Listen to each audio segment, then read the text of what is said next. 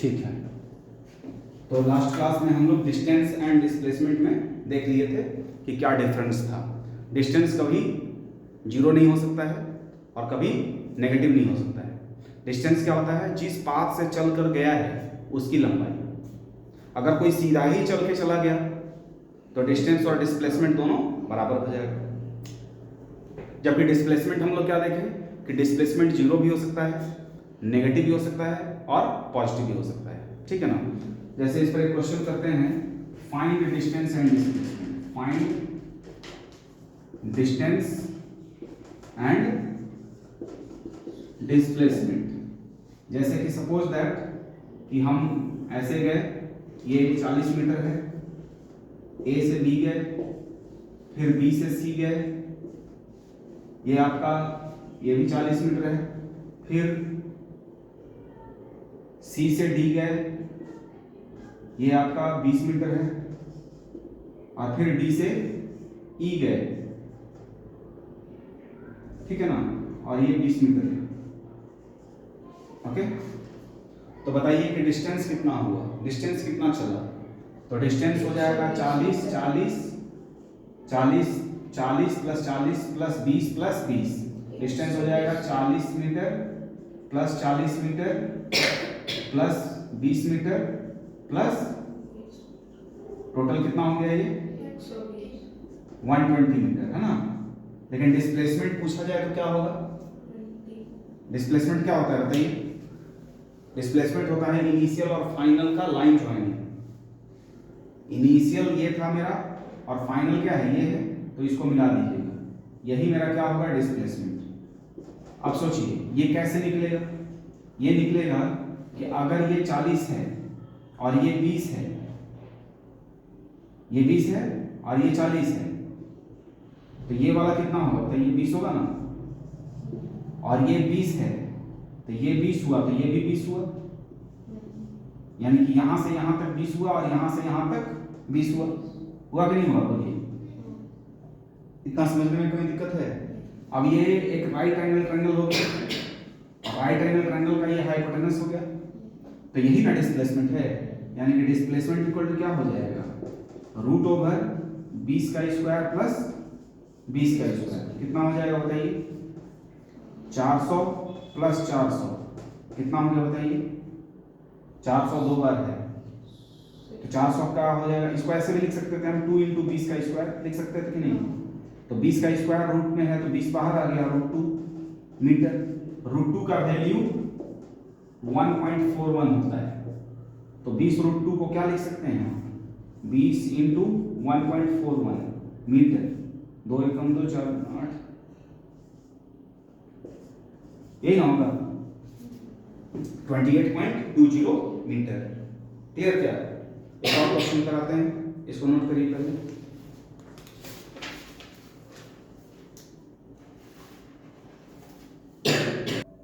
देखिए, एक आपका डिस्टेंस एंड डिस्प्लेसमेंट पर फिर एक क्वेश्चन है। कहता है क्या कि ए particle is moving in a circular path. एक पार्टिकल सर्कुलर पाथ में घूमता है, ठीक है, जिसकी रेडियस कितनी दी हुई है? रेडियस दी हुई है 70 centimetre, of radius 70 centimetre. Find distance and displacement in 2.5 revolution. 2.5 revolution का मतलब क्या होगा? एक बार पूरा घूम के मान लीजिए यहां आ गया, फिर एक बार और घूम के यहां आ गया, 2 बार हो गया, एंड हाफ का मतलब क्या हुआ? दिस। ठीक है ना? यानी 2 बार पूरा घूमा, एक बार, 2 बार और हाफ, यानी यहां तक। यानी मान लीजिए वो यहां से चला तो एक बार पूरा चक्कर मारा, दूसरा बार पूरा चक्कर मारा, और तीसरा बार में बस यहीं पर हाफ मूव किया, यानी कि यहां पर फाइनली पहुंच गया।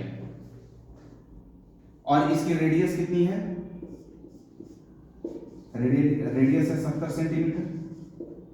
अच्छा, तो हमको ये बताइए आप लोग कि एक बार कोई चक्कर मारेगा तो कितना चलेगा? अगर एक बार कोई गोल चक्कर मारेगा, मान लीजिए यहां से चला और फिर यहां आ गया, तो इसको इसका लेंथ कितना होगा? लेंथ होगा 2 पाई आर क्या होगा? इसको समझने का तरीका ये है कि आप इसको यहाँ से काट दीजिए। मान लीजिए कि एक रस्सी है, आप इसको काट दीजिए कैंची से। कैंची से काट करके लंबा करिए, लंबा करिएगा ना तो उसका लेंथ आएगा 2 पाई आर। इसी को हम लोग बोलते हैं पेरीमीटर ऑफ सर्कल भी। क्या बोलते हैं? Perimeter of circle. ठीक है। अब अगर एक चक्कर मारा तो कितना चल गया ये? 2 पाई। पाई का वैल्यू क्या आ गया? 22/, और रेडियस कितना है? 70। ठीक है। तो ये कितना हो गया बताइए? तो 440 सेंटीमीटर हो गया। 7 10 जा 22 इंटू 2 44 इंटू 10 440 सेंटीमीटर। यानी कि 1 रिवॉल्यूशन में, एक रिवॉल्यूशन में ये कितना चलेगा? 440 सेंटीमीटर चलेगा। बोलता है डिस्टेंस निकालिए एंड डिस्प्लेसमेंट निकालिए इन 2.5 रिवॉल्यूशन। तो डिस्टेंस का फॉर्मूला क्या होता है? डिस्टेंस का मतलब क्या होता है? जितना हम चले उसका लेंथ। तो हम एक बार चले, 2 बार चले, और फिर आधा चले, है ना? एक बार चले तो कितना चले? 440 सेंटीमीटर। फिर एक बार और घूमे हैं तो कितना हो गया? 440। और फिर आधा चले तो कितना चले? 220। इसका आधा, पूरा यहां से यहां चल रहे हैं तो 440, तो यहां से यहां चलेंगे तो कितना होगा? 220। 440 का आधा होगा कि नहीं होगा? तो फिर 220 लिख देते हैं। क्या लिख देते हैं? 220। तो टोटल डिस्टेंस जो हो गया वो कितना हो गया बताइए? 4 4 8 2 10 4 4 8 10 कितना हो गया बताइए? 1100 हो गया।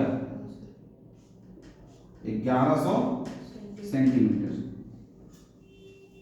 ठीक है। 400 400 800 और 800 और 200 1000, और फिर 40 40 80 और 20 100 1100 हो गया। ठीक है ना? 1100 सेंटीमीटर वो चला।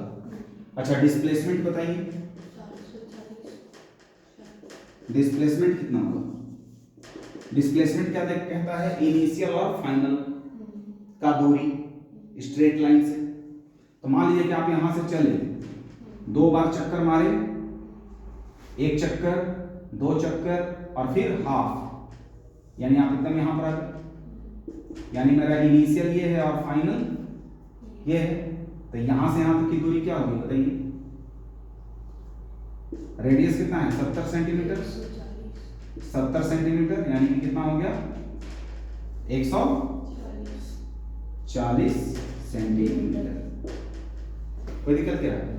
अगर इसको मीटर में बदलें तो ये हो जाएगा, मीटर में बदलने के लिए क्या करेंगे? 100 से डिवाइड, तो ये 11 मीटर आएगा और ये आएगा 1.4 मीटर। अरे बस सुनिए, यानी कि डिस्प्लेसमेंट हो गया मेरा 1.4 मीटर और डिस्टेंस हो गया 11 मीटर। 1 मीटर में कितना होता है? 100 सेंटीमीटर होता है। ठीक है ना? तो 1, अगर आपको सेंटीमीटर से मीटर में बदलना है तो क्या करिएगा? 100 से डिवाइड करिएगा, है कि नहीं? 1 सेंटीमीटर में 1/100 मीटर।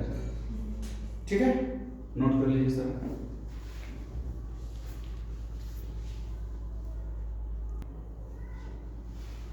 अब देखिए,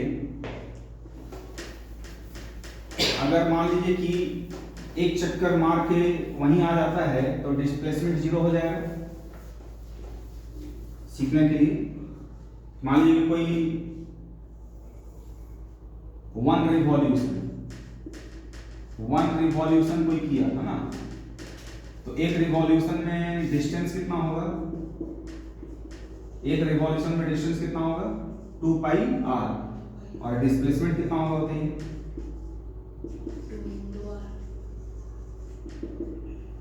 हाँ बोलिए। डिस्प्लेसमेंट अगर मान लीजिए कोई एक ही चक्कर लगाता है, यहां से चला और एक चक्कर लगा के फिर यहां पहुंच गया, तो डिस्टेंस कितना होगा? जितना चला 2 पाई आर, और डिस्प्लेसमेंट 0, क्योंकि फिर वो यहीं पहुंच गया ना। तो इनिशियल और फाइनल पोजीशन के बीच में कोई दूरी है क्या? तो डिस्प्लेसमेंट क्या हो गया? 0। ठीक है, आगे बढ़ सकते हैं। चलिए अब आइए हम लोग मोशन के बारे में देखें कि अगर कोई चीज का मोशन डिफाइन करना है तो object should change position with respect to time and with respect to object. Motion का डेफिनेशन लिखवाए हैं, लिखिए तो ठीक है। आज हम लोग मोशन का पूरा ट्री देख लेते हैं, ठीक है। जैसे मोशन है, मोशन का मतलब हो गया चलना। तो कोई हो सकता है इंसान की एकदम सीधा चले या रास्ता टेढ़ा मेढ़ा है तो टेढ़ा मेढ़ा चले। तो मोशन को हो सकता है कोई आदमी हर 1 सेकंड में 1 मीटर चले, हो सकता है कोई हर आदमी 1 सेकंड में 1 मीटर चल रहा है, कभी कभी 2 मीटर चल रहा है, कभी 5 मीटर चल रहा है, ये भी तो हो सकता है। तो ये सबको सोचते हुए मोशन को हम लोग कैसे कैसे समझेंगे, यूनिफॉर्म मोशन, क्या बोलेंगे, यूनिफॉर्म मोशन और non uniform motion. Non uniform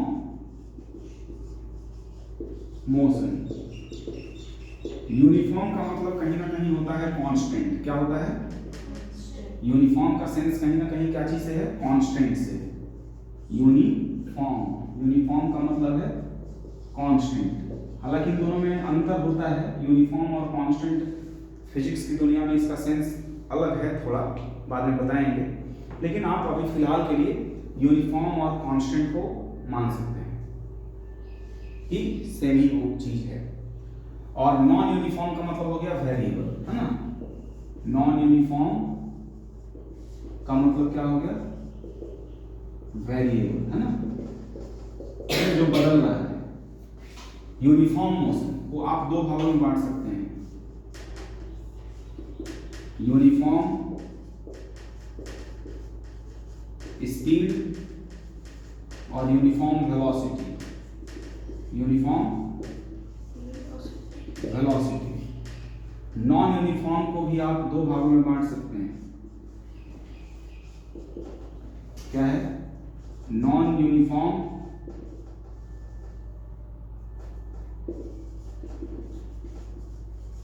speed and non uniform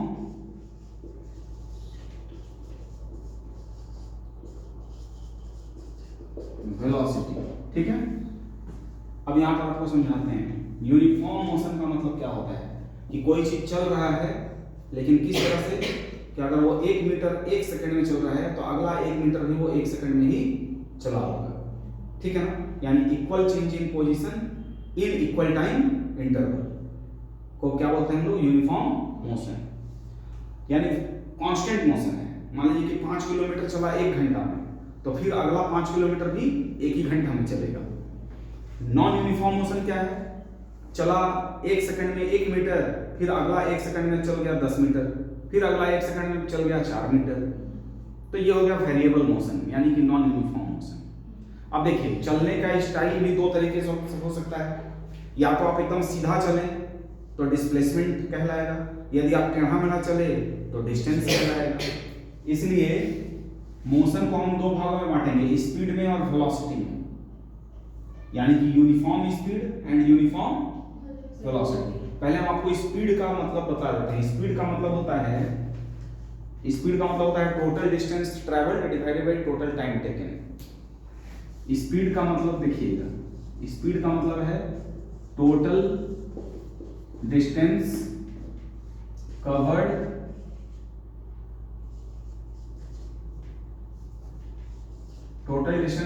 divided by total time taken, है ना।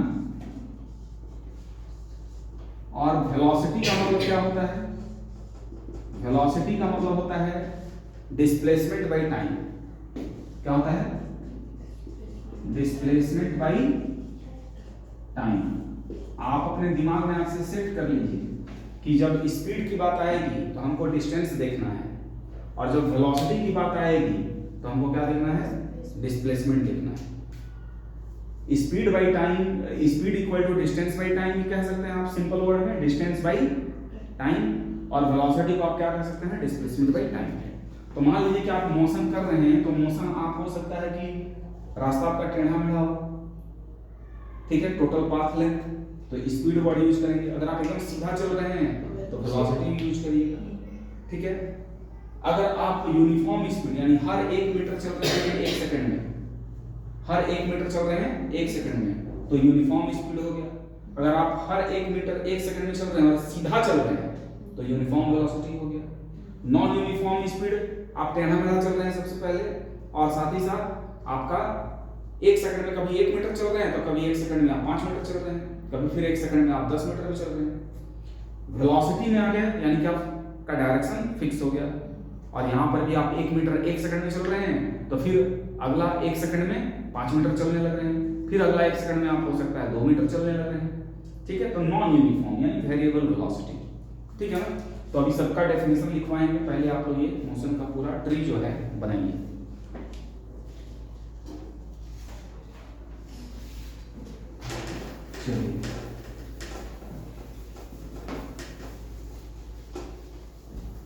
चलिए स्पीड को लिख लेते हैं। स्पीड क्या है?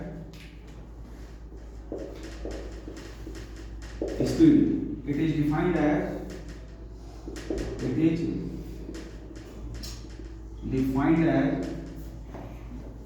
rate of change of distance with respect to time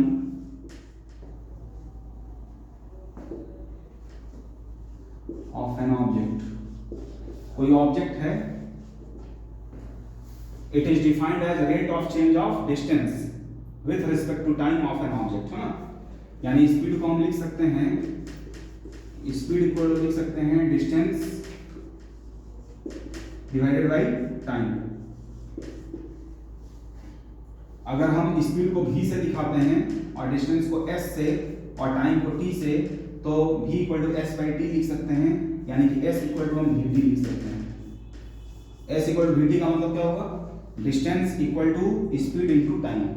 s का मतलब क्या है यहाँ पर? डिस्टेंस, और टाइम का मतलब है t।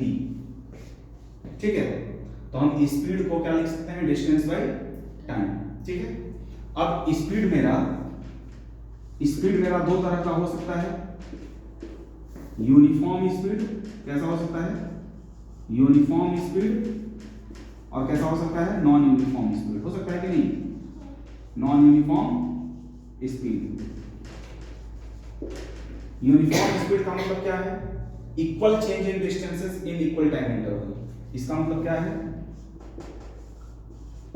Equal change in distances in equal time interval। और नॉन यूनिफॉर्म स्पीड का मतलब क्या है? Unequal change in distances in equal time interval. ठीक है, नोट करिएगा ना आप लोग, करिए नोट।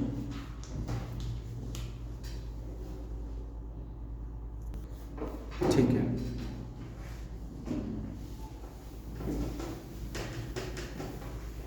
WRT का मतलब क्या होता है? WRT का मतलब होता है विथ रिस्पेक्ट टू, है ना। अब थोड़ा ध्यान दीजिएगा यहां से। स्पीड को दो भागों में बांटा गया है। स्पीड क्या हो गया? Uniform speed and non uniform speed. ये बता दिया था आप लोग। इसका देखिए, अगर हम यहां पर टाइम ले लें और यहां पर क्या ले लें? s ले लें। s का मतलब है डिस्टेंस। डिस्टेंस को हम y एक्सिस में ले लें और टाइम को हम x एक्सिस में ले लें। ठीक है, और एक ग्राफ ऐसा ड्रॉ कर दें। तो ये ग्राफ आपको, इसको हम लोग बोलेंगे st ग्राफ। ये वाला जो लाइन ड्रॉ की है ना, इसको क्या बोलेंगे हम लोग? st graph. क्या बोलेंगे? st graph gives information about speed, है ना। st ग्राफ, इस लाइन को आप बोलेगा st ग्राफ। तो यहाँ पर हम ड्रॉ करते हैं, ये हमारा हो गया डिस्टेंस और ये हो गया टाइम। मान लीजिए हम कुछ ऐसा ग्राफ ड्रॉ किए, सीधा लाइन नहीं है, इसको आप बोलिएगा एसटी ग्राफ। क्या बोलिएगा? ST graph. यहां पर दोनों अलग अलग क्यों है? क्योंकि यहां हर छोटे, मान लीजिए कि हम 1 सेकंड का गैप ले रहे हैं। कितना गैप ले रहे हैं? 1 सेकंड का गैप ले रहे हैं मान लीजिए। तो यहां पर मान लीजिए कि हमको 4 मीटर आता है। कितना आता है? मान लीजिए कि 1 सेकंड में ये गाड़ी कितना चला? 4 मीटर चला। अगर फिर हम 1 सेकंड का गैप लेते हैं, फिर हम कितना का गैप लेते हैं? 1 सेकंड का। यहां से यहाँ तक कितना गैप है? 1 सेकंड का ही गैप है। तो फिर ये जो आएगा आपको यहां से यहां तक का, ये 4 मीटर ही आएगा। समझ गए ना? यानी इक्वल टाइम में इक्वल डिस्टेंस से मूव करेगा। जबकि यहां पर क्या होगा कि अगर हम 1 सेकंड का गैप लेते हैं, तो मान लीजिए कि हमको 4 मीटर आया। कितना सेकंड का गैप लिए? 1 सेकंड का। तो फिर अगला 1 सेकंड का गैप अगर हम लेंगे तो हमको 4 मीटर नहीं आएगा। या तो 4 मीटर से ज्यादा आएगा या कम। यहां पर 4 मीटर से क्या आया है? थोड़ा ज्यादा आया है। मान लीजिए कि 6 मीटर आ गया। ठीक है?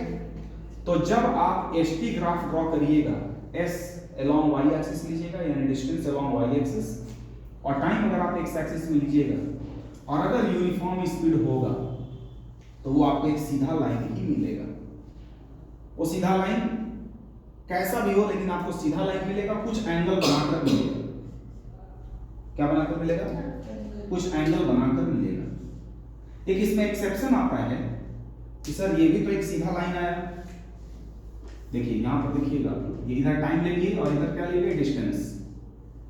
ठीक है? और ये एक लाइन ड्रॉ कर दी, ये भी एक सीधा लाइन था ना? ये भी एक सीधा लाइन है। और हम आपको क्या सिखा रहे हैं?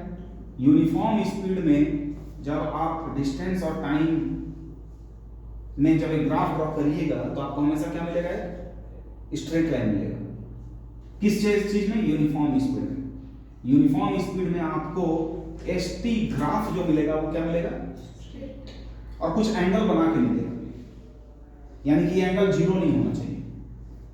यहां पर भी डिस्टेंस और टाइम लिए और ये एक लाइन ड्रॉ किए, ये कहलाएगा एसटी ग्राफ। क्या कहलाएगा? ST graph. आप एसटी ग्राफ को मन में क्या बोलिएगा? Distance time graph. एस का मतलब क्या है? डिस्टेंस, और टी का मतलब क्या है? टाइम। आप एसटी ग्राफ शॉर्ट में बोल रहे हैं, अदरवाइज आप बोलिएगा डिस्टेंस टाइम ग्राफ। डिस्टेंस और टाइम ग्राफ आपको ये मिला, डिस्टेंस टाइम ग्राफ आपको ये मिला, ये आपको मिला डिस्टेंस टाइम ग्राफ। ये ग्राफ देख के आप कुछ बता सकते हैं कि गाड़ी चल रहा है कि रुका हुआ है? ये ग्राफ आपको ये बताता है कि टाइम अगर मान लीजिए कि टाइम अगर मेरा बढ़ गया, यहाँ मान लीजिए टाइम t1 है और यहाँ टाइम क्या है? t2, लेकिन डिस्टेंस जो है वो s1 ही। t1 टाइम पर भी वो चाचा के घर पर था, t2 टाइम पर भी वो चाचा ही के घर पर है। यानी कि वो चाचा ही के घर में t1 से t2 टाइम तक था, यानी चल नहीं रहा था। मान लीजिए कि ये चाचा घर है। कौन सा घर है? चाचा घर। t1 टाइम पर भी वो चाचा घर था और t2 टाइम पर भी वो चाचा ही घर पर है। जबकि यहाँ क्या हो रहा है? मान लीजिए कि ये टाइम 2 बज रहा था, 2 बजे वो चाचा घर है, 2 बजे वो कहाँ है? चाचा के घर में है। तो 2:01 पर, 2:01 पर वो चला गया नानी घर। ये चाचा घर है तो ये नानी घर है, तो यानी चल रहा है ना वो। समझ रहे ना बात को?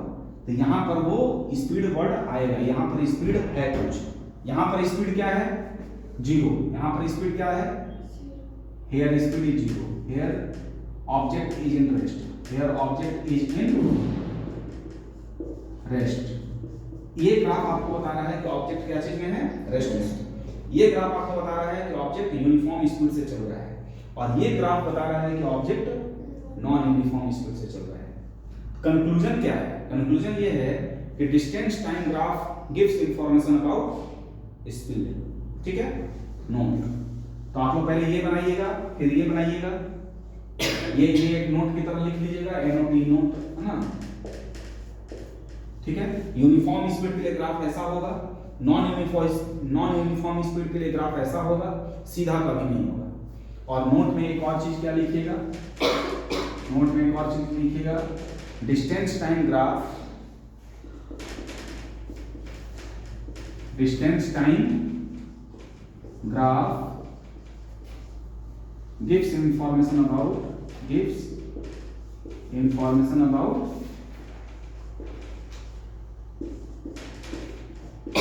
speed of object। आई बात समझ में? डिस्टेंस टाइम ग्राफ क्या चीज का इंफॉर्मेशन देगा, स्पीड का। यहां पर स्पीड क्या है बताइए, यहां पर स्पीड क्या है बताइए, 0। ये क्या चीज का इंफॉर्मेशन दे रहा है, स्पीड क्या है, 0। ये क्या चीज का इंफॉर्मेशन दे रहा है, स्पीड इज कांस्टेंट। स्पीड क्या है, ये क्या चीज का इंफॉर्मेशन दे रहा है, स्पीड इज वेरिएबल। वेरिएबल का मतलब नॉन यूनिफॉर्म, है ना, नॉन यूनिफॉर्म। आई बात समझ में? तो आज से दिमाग में ये सेट करिएगा कि जब भी आपको डिस्टेंस और टाइम में अगर कोई भी चीज आप ड्रॉ कर दिए, इसका मतलब ये है कि आप क्या चीज ढूंढ रहे हैं, उसमें स्पीड ढूंढ रहे हैं। एक आप लोग और आप लोग IQ चेक करें, कॉमन सेंस चेक करें। ये वाला ग्राफ देख के बताइए तो क्या, ये ग्राफ सीधा, इससे कुछ बता सकेंगे आप? ये आपका कॉमन सेंस चेक हो रहा है।